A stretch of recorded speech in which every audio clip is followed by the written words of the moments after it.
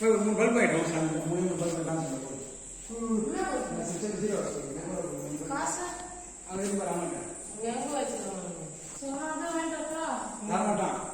இந்த நேரம் கடை கொடுத்துறோம் அங்கதான் வச்சுருந்தோம் பாருங்க சீக்கிரம் ஓட மாட்டேன் பிடிச்சி வைத்த இந்த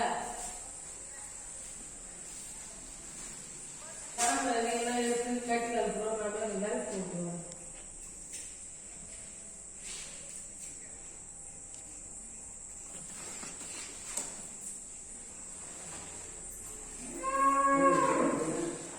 அதுல வை எல்லாம் பாருங்க